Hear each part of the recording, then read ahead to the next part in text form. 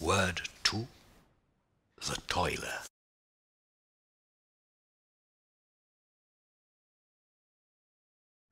I bent down to my soul, as on a well's edge leaning, and I called out to my soul in the mind's own meaning.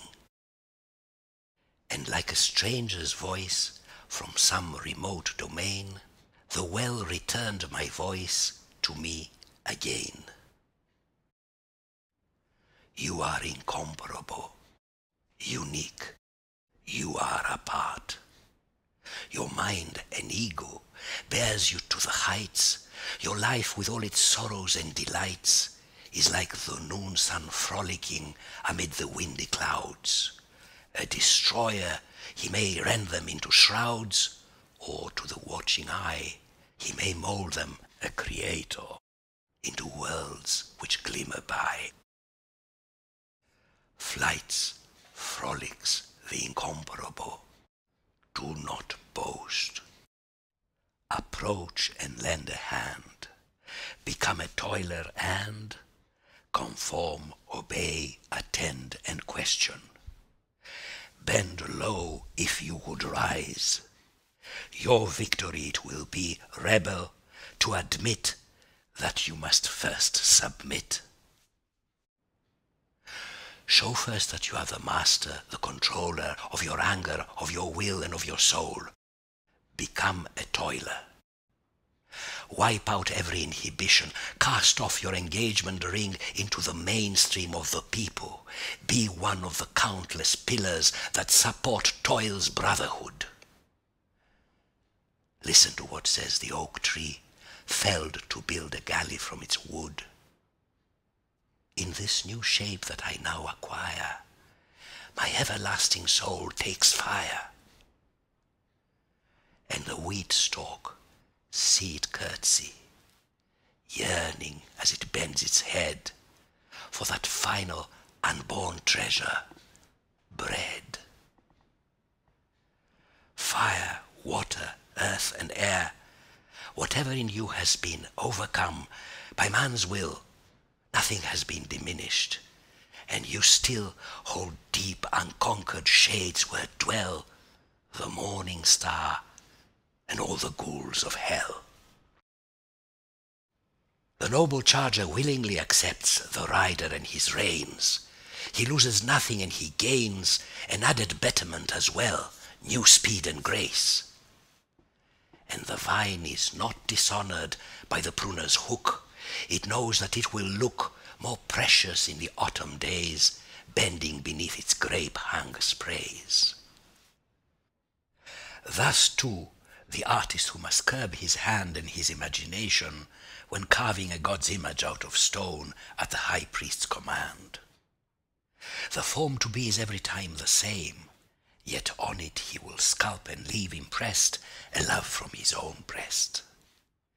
Love for that carven image that with awe you thus desire, O people, and thus adore. So I became a blacksmith. Brightly glows the furnace, fanned by the bellows' wing. A fire demon rages, and the red flames spring. The fire has seized the iron, and the iron from its bite will come forth like a lion, tamed by a Titan's might. And then between the anvil and the down-striking hammer begins a clashing battle, and Creator is the hammer. Hammer away the fetters, O you who are freer than a feather's flight. Hammer away the fetters and the chains of evil's might. And for the prophet hammer out the nails, for crosses and for flails. Make too the marriage bed, O you who make the lawn of free love into a couch, who make the marriage bed and make the sickle that mows the corn. Gypsy, forge the iron, you who have dwelt alone on unclimbed heights afar.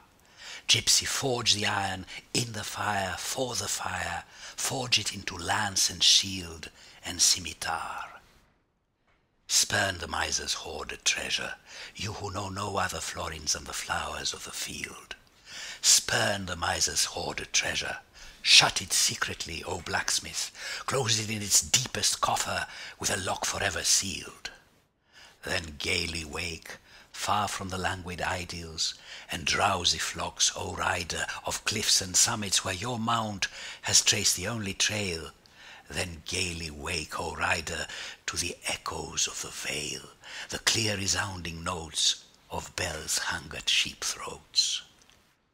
And chiming from your hands, you who have never known the dread of divine anger or commands, then chiming from your hands, empower a sacred peal like a church bell to roll across the ocean of the soul. But all in vain. Cast away, O hand, the iron. Hammer end the ceaseless battle that you wage against the anvil.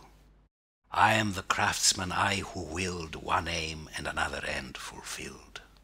I am the blacksmith, the creator, beneath whose hammer blows no nails are made, no weapons, spear or blade, no holy bells for steeples, no sheep bells for the fold, no household cots, no ploughshares, no sickles for the wold, no bridle bits, no wains, no keys, no chains.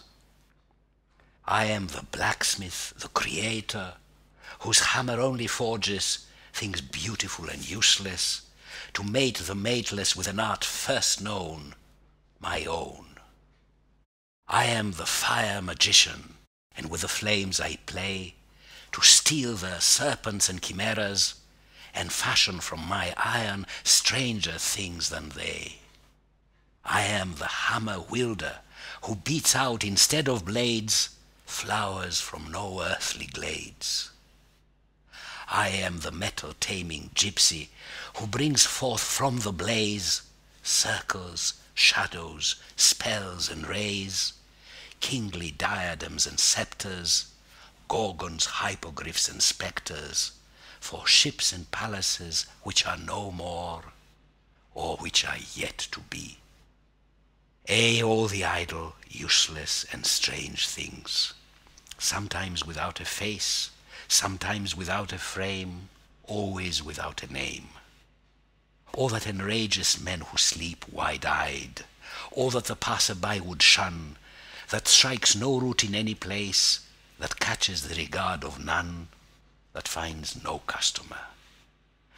I am the hammer wielder who affrights, who startles and repels, where another's work delights, the eye with grace and symmetry. Into my own I breathe a ruggedness, a crudeness, a barbarity that has the strength of granite in its make. And to the client who expects to take into his hands from mine something substantial, a rigid, a real creation, I deliver, without intending it, a sliver of soul, a sunbeam, or an ocean flake. And when I saw them slink off one by one, all who had been awaiting and expecting, kinsmen and strangers gathered round to see something prodigious from my efforts, then once again I knew that I was but a barren tree. I neither took this truth too much to heart, nor did I boast of it. Instead, a new decision sprouted in my mind. I threw away the hammer and put out the furnace's red glow. Then I picked up my gypsy reed, and everywhere they saw me come and go, in every land, near, far, and round about, a strolling player of the oboe.